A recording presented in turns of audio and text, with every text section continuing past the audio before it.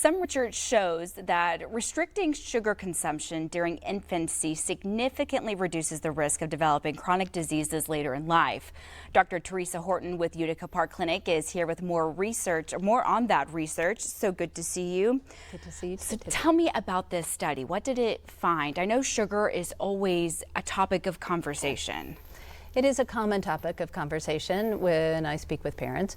It was a very interesting observational study looking at women who are pregnant and the children in the first few years during World War II in the UK, because during that time sugar was rationed. And so there was a significant decrease in sugar intake down to the levels of what's recommended, like 6 teaspoons a day.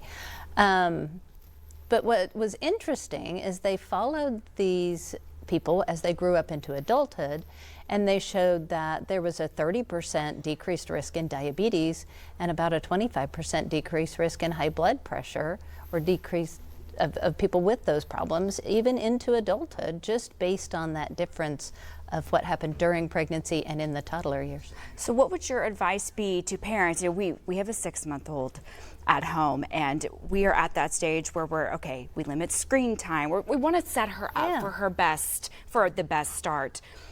What's your advice to parents that are now starting foods? Well, it's my same advice for everyone, but from pregnancy to the first 2 years, this study is suggesting that it's even more important during that time. But to severely limit added sugar. So natural sugars from fruits are fine, and those are very healthy. But it's helpful on the nutrition fact label to look. It will tell you the grams of added sugar. And you want to keep that ideally to none in the first 2 years of life and very little in pregnancy. It should be no more than 10% of your calorie intake for the day.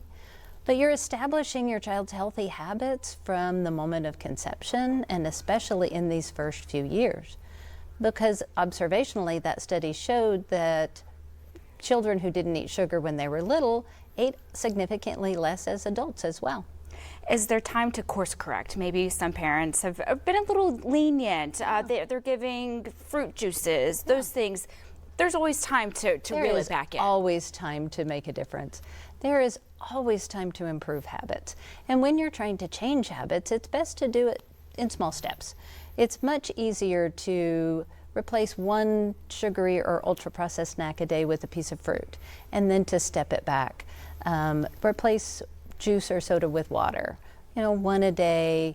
It's much easier to change your habits in small steps than trying to do it all at once. Sure, I found that it was interesting that what you do now really sets them up later in life. So the children that were exposed to less sugar at that age really stayed away from it. It wasn't an issue for them later on in life. Exactly. It just seems to set their habits from the beginning for the rest of their life.